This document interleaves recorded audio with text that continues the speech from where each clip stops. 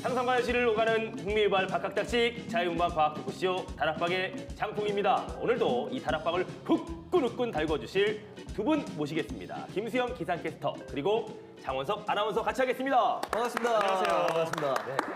우리가 점점 이제 다락방을 진행해 가면서 네.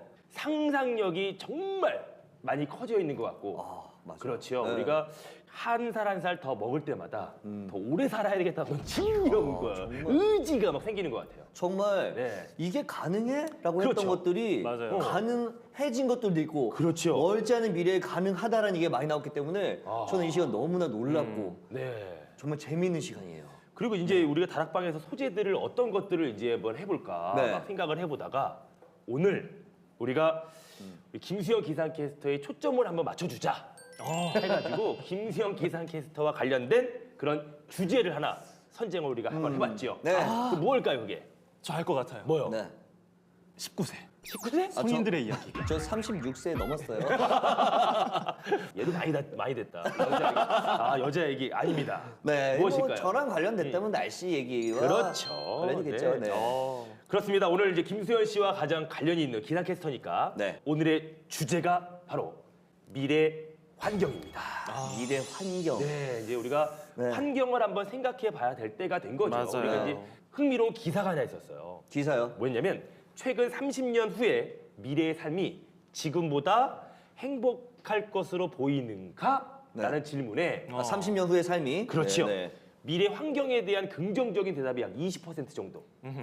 그리고 나빠질 것이다라는 비관적인 예측이 45%나 달했다라고 합니다. 거야가 높네요. 거의 그래서 오늘 다락방에서 다 함께 우리 이야기 나눠볼까 하는데 그 전에 오늘도 아주 굉장히 특별한 손님을 모셨습니다. 우리 잡학 다식 만능 과학자 서울시 과학관 이정모 관장님과 같이 하도록 하겠습니다. 어서 오십시오. 네, 어서 오십시오.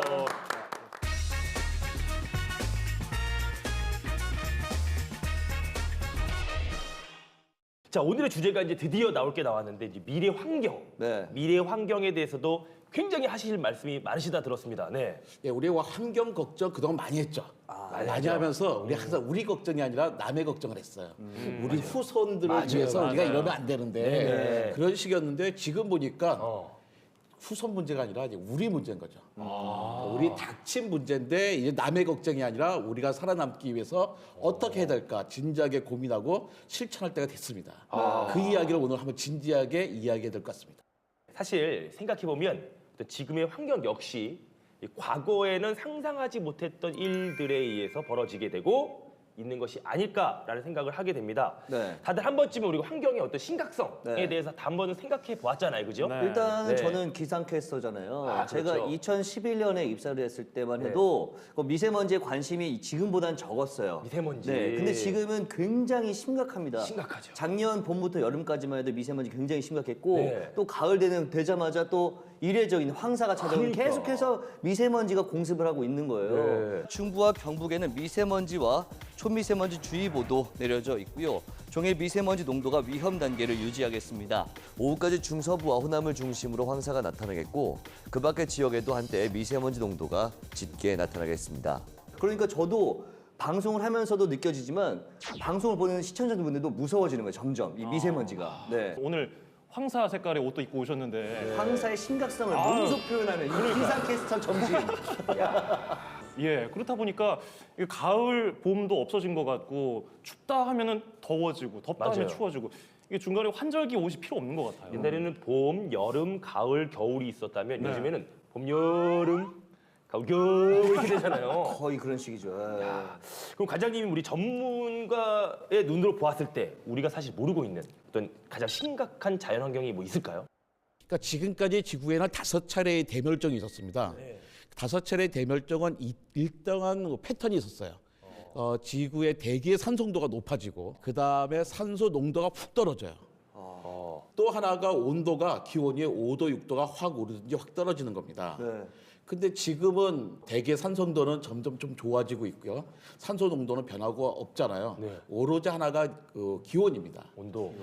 우리가 기후 온난화다 하지만 사실 산업화 이후에 약 0.85도 올랐습니다. 네. 0.85도 오른 것은 그렇게 심각한 문제가 아니거든요. 네. 대구에서 키우던 사과를 양구에서도 키울 수 있다 정도밖에 안 네, 되는 네, 거예요. 네, 네. 그런데 왜 지금 우리가 기후 온난화에 대해서 그렇게 심각하게 걱정을 하냐면 2도가 한계이기 때문입니다. 2도까지는요 우리 산업화 때문에 CO2를 배출하면서 자세히 올라가요. 네. 2도가 되는 순간 기온이 확 올라가게 됩니다. 왜 2도가 되면 확 올라가느냐? 전 세계의 기온이 2도가 오르면 국지적으로 5도, 7도씩 오르는 데가 많이 생기겠죠. 바짝 말랐죠. 산불이 막 납니다. 그러면서 이산화탄소가 엄청나게 배출되게 되는 네네. 거예요. 네. 이산화탄소 배출되면 어떻게 돼요? 온실 효과 때문에 기온이 기온이 올라가요. 확 오르게 되죠. 2도까지 오르는 거는 문제가 아닌데 2도가 오르면 그다음부터 우리가 원해도 우리의 생활을 바꾼다 하더라도 이 온도가 오르는 걸 막을 수가 없게 되는 겁니다. 그래서 2도가 되면 우리가 이제 대멸종에 이른다고 생각하는 거예요. 2도가 진짜 중요한 어떤 한계점이네. 마지막. 우리 시청자분들이 보는 2도는 뭐 그냥 38도에서 40도 정도 아니에요? 사우나에서도 뭐 38, 40도 이 정도로 생각할지 모르겠지만 끔찍하네요, 진짜. 아, 그렇구나. 그렇다면 이제 우리가 생각했던 것보다 현재 지구 환경은 정말 걱정스러운 상황이라고 볼 수 있는 건가요? 예, 제가 또 오늘 열심히 찾아봤습니다. 네. 지식보도 오랜만에 또 발동을 네, 해봅니다. 서치봇.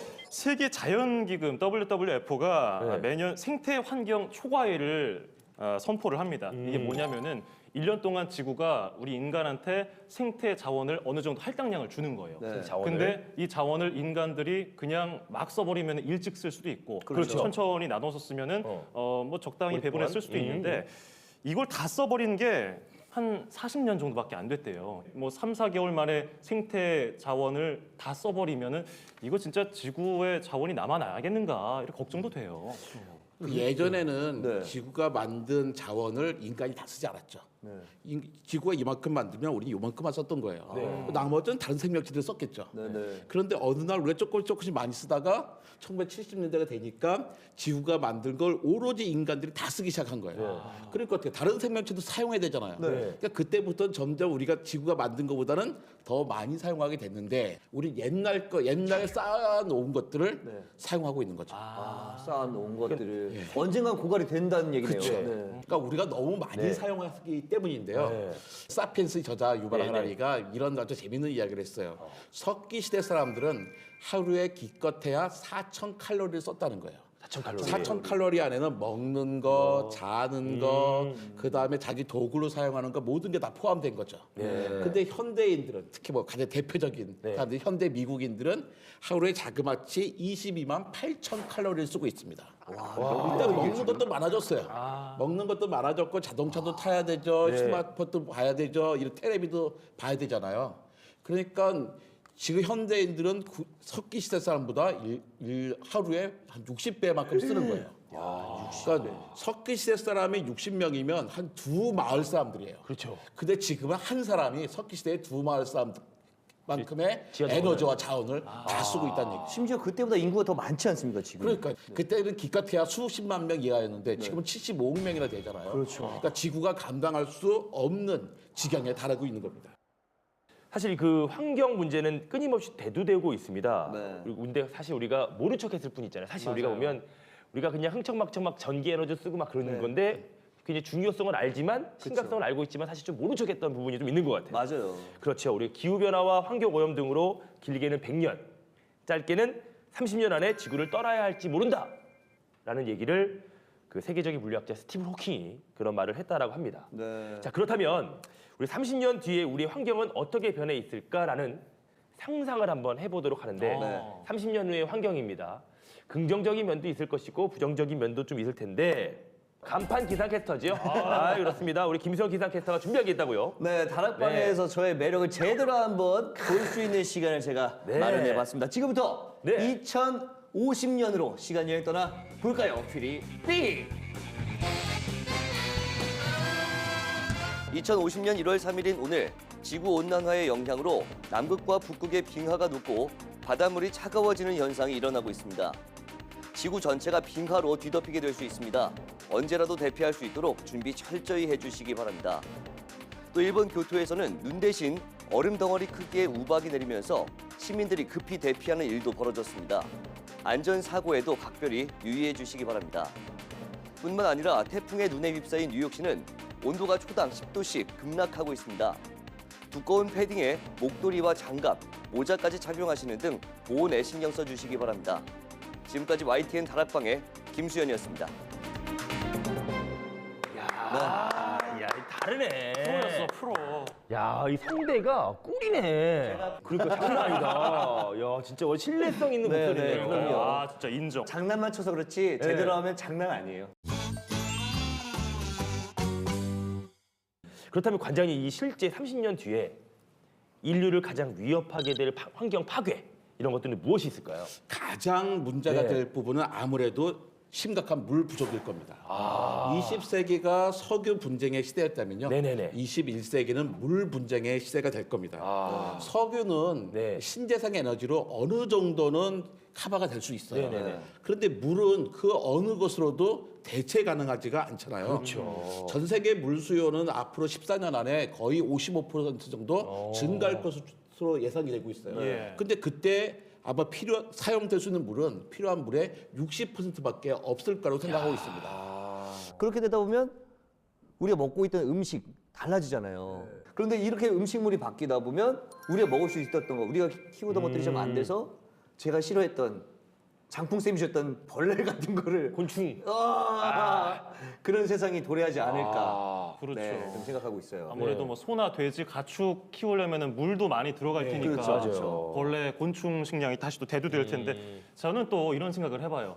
공기가 너무 나빠져서 피부를 상하게 해서 피부 염증을 유발하니까 그렇죠. 온몸을 다 뭐 보호복을 입고서 다니는 그런 상상을 또 가끔 해봐요. 아이언맨처럼 되겠다 진짜. 진짜로. 맞아요. 네, 맞아요. 산소 마스크 쓰고 외골격 달고 이렇게 다녀야죠. 그다음에 벌레 먹으면서.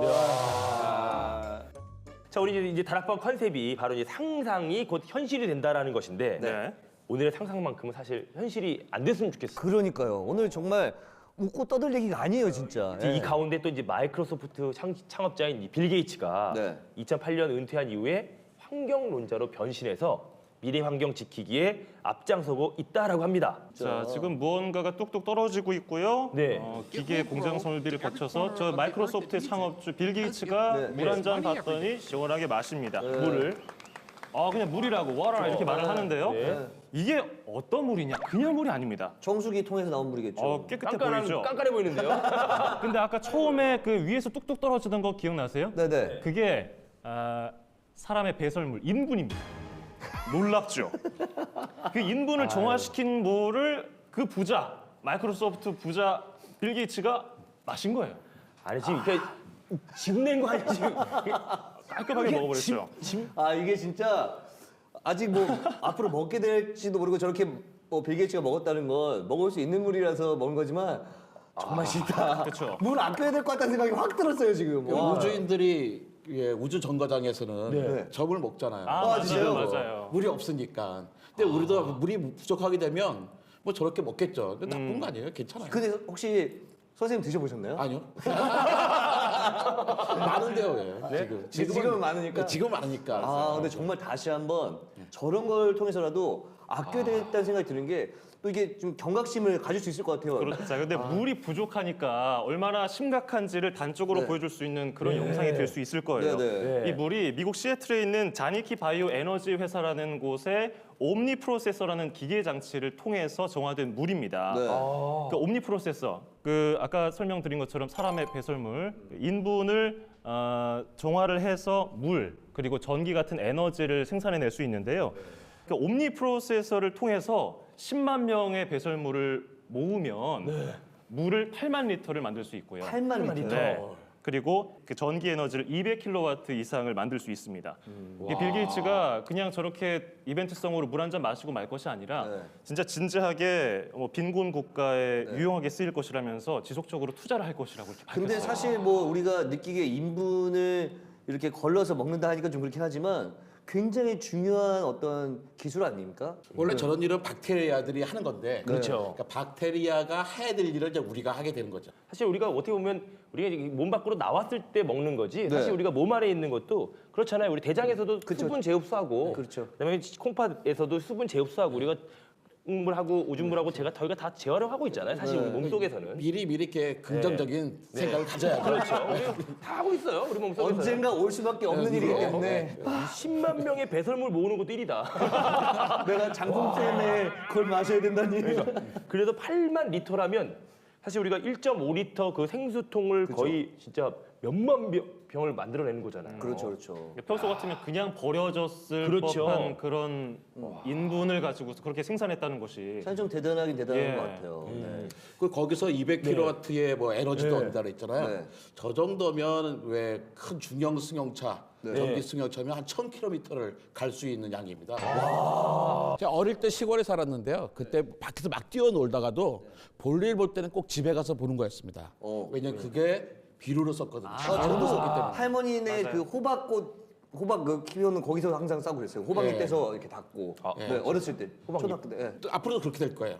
아무리 바깥에서 즐거운 시간을 갖더라도 볼일은 집에 가서 봐요. 슬쩍 친구들 데려갈 수 있겠네. 야, 오늘 우리 집 갈래? 한 번만 가자. 어?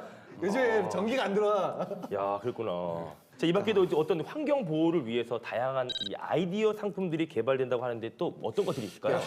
최근 한 스타트업 회사가요. 네네. 매연에서 연료를 추출해서 만든 에어잉크 라는 제품을 만들었습니다.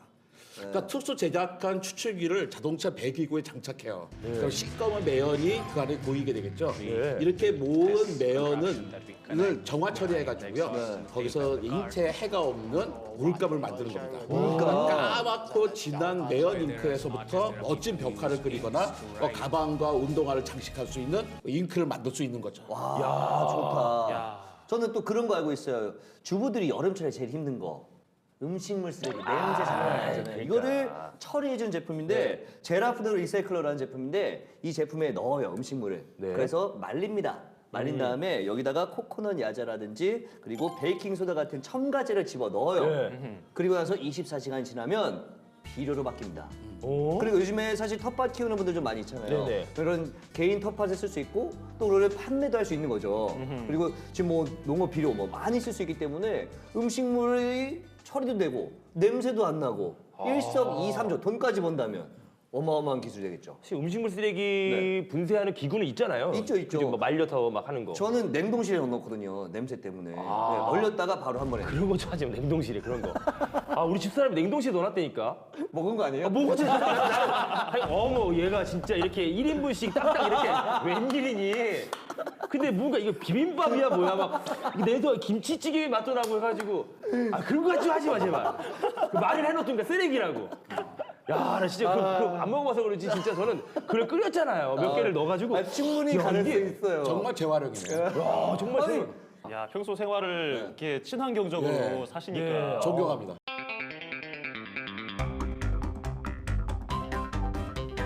또 어떤 것도 있을까요? 자, 우리 네. 생활 속의 쓰레기를 어떻게 처리하느냐도 관심사였는데 바다 위의 쓰레기도 정말 만만치가 않아요. 만만치 않죠. 이거 어떻게 처리해야 되는지 고민인데 네. 호주의 두 청년이 아이디어를 냈습니다. 바다 속 청소를 해야겠다 해서 저렇게 씨빈 바다 위를 청소하는 쓰레기통을 만든 거예요. 쓰레기를 자동으로 빨아들이는데요. 한 4년 동안 테스트를 해봤는데 저기 물고기가 잡힌 적은 없고 쓰레기만 싹싹 골라서 청소를 했다고 합니다. 아니 이게 참 좋은 게 여름에 바닷가 놀러 가보시면 알겠지만 네. 굉장히 쓰레기들이 많이 떠다녀요. 맞아요. 네, 그럼 아이들을 함부로 뛰어놀게 할 수가 없어요. 불안하죠. 네, 그런데 저렇게 다 쓰레기 제거하고 정말 좋은 아이디어네요. 저거 그러니까 이런 진짜. 시빈을 우리가 이제 앞으로 여름철에 들고 다녀야 되겠네. 그렇죠, 그렇죠. 자기 노는 데에 딱 이렇게 하나씩 이렇게 해놓고. 의무적으로 그러면은 이 세상도 깨끗하게 만들고. 좋네요. 네. 근데 무작정 모으기만 하면은 사람들이 잘 안 모아요. 그렇게 사람들이 선하지가 않거든요. 네. 놀러 갔는데 저 갖고 가가지고 모으면 누가 하겠어요. 되게 쓸모가 있게 만들어야 되죠. 그러니까 우리 리사이클이라는 얘기 많이 했잖아요. 재활용. 네. 요즘 새로 나온 게 업사이클이란 말이 있더라고요. 업사이클. 그러니까 새활용이라는 뜻이에요. 활용. 그러니까 옛날에 그 리사이클은 똑같은 방식으로 다시 쓰는 건데 업사이클은 새로운 방식으로 쓰는 거예요. 저걸 모아가지고 뭐 다른 장치를 만드는 재료로 쓴다든지 뭐 그런 거죠. 그러니까 지금 여태까지는 버려졌던 것들을 새롭게 만든다는 것 자체가 네. 너무나 훌륭한 생각이죠. 맞아요. 매연을 모아서 아까 관장님께서 말씀하셨듯이 네, 그렇죠. 잉크 예, 만들고 잉크를 만들고 이런 게 바로 업사이클링입니다. 업사이클링. 그러니까 음식물 버려지는 쓰레기로 것들. 비료 만들고. 응가로 아, 나 진짜. 우리 이제 작은 아이디어 하나로도 이제 세상을 바꿀 수 있다라는 거 우리가 업사이클처럼 네. 그렇다면 우리 함께 이제 상상력을 마구 이제 분출해 보도록 합시다. 우리가 네. 환경을 지키기 위해서 여러분들이 개발하고 싶은 제품이 있다면 그래서 저 같은 경우는 굉장히 큰 공기청정기 같은 걸 만들고 싶어요. 진짜 서울 하늘을 다 덮을 수 있는 그런 공기청정기. 도움이 되겠네요, 완전히. 그렇죠. 그런 거 하나 있으면 진짜 막 그러면 깨끗할까? 그렇죠. 그러니까요. 저는 내가 샤워를 했잖아요. 그 물이 그대로 정수기로 이렇게 좀 정수돼서 다시 쓸 수 있는, 그러니까 먹는 것까지는 아니고 다시 깨끗한 물로 샤워할 수 있게끔. 아, 그렇지. 먹는 건 난 아직은 좀 그러니까. 먹는 거. 아, 그러니까. 아 근데 요즘에 실제로 건물에서 그렇게 물을 리사이클링하는 건물이 있어요. 그래요? 세면대에서 쓴 물을 네. 변기 물 내릴 때 쓰고 뭐 이런 건 있더라고요. 그리고 그 정도보다- 하수가 네. 아니라 중수라고 표현하더라고요. 오. 저도 막 생각하는 거 하나 있어요. 뭐 어떤 거예요? 그 풍선인데요. 먹는 풍선입니다. 네. 그러니까 우리의 많은 문제, 환경의 많은 문제가 우리가 너무 많이 먹어서 생기는 거거든요. 옛날에 요만큼만 먹어도 되는 거 사실 많이 먹잖아요. 맞아요. 그래서 항상 공복감이 생겨서 문제인데 그러니까 풍선을 뭘 하나 먹는 거예요. 먹으면 뱃속 안에서 자기 스스로 발효가 되면서 커져요. 그래서 풍선을 꽉 찹니다. 그러니까 배에 한 반쯤 채우고 나면 배가 안 고프잖아요. 네. 그러다가 이제 이렇게 꽉 막혀 있으면 안 되고 시간이 지나면 우리 자는 동안에 뻥 터져서 쭉 내려가고. 그도 좋네요. 아, 맛있는 거 먹고 싶은데.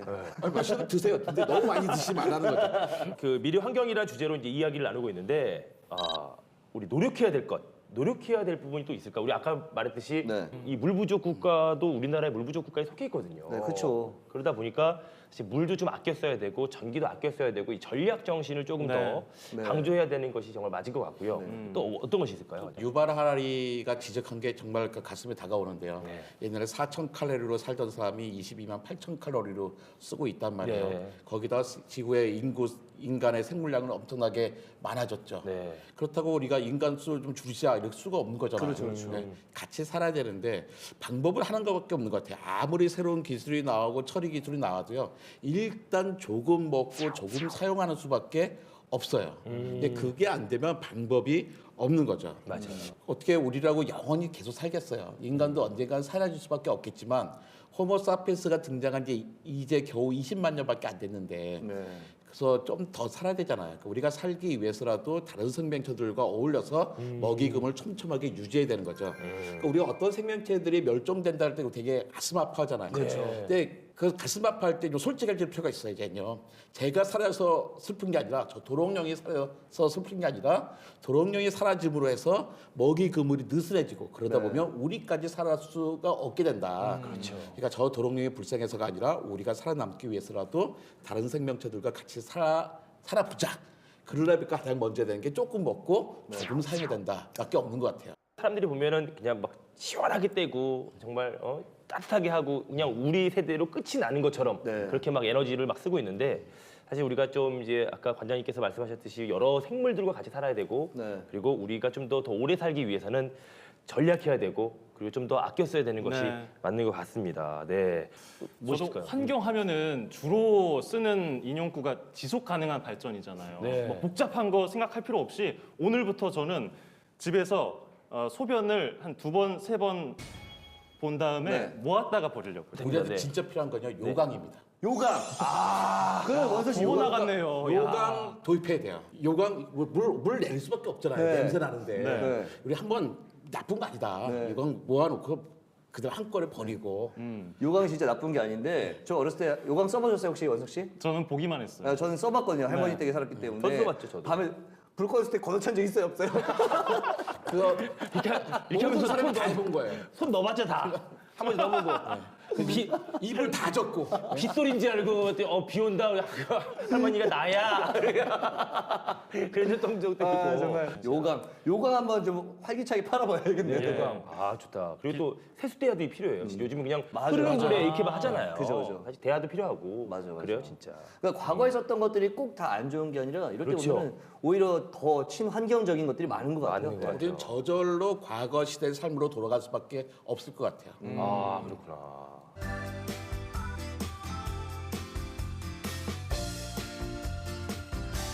자, 이제 오늘은 이제 미래 환경이라는 어떤 주제로 이제 이 이야기를 한번 나눠 보았습니다. 오늘 그 우리 관장님께서 이제 속 시원 얘기도 많이 해주시고 경각심 있는 말씀도 많이 해주셨는데 오늘 어떠셨습니까 오늘? 예. 재밌었습니다. 네. 이렇게 슬프고 두려운 이야기를 이게 명랑하게 할 수 있는.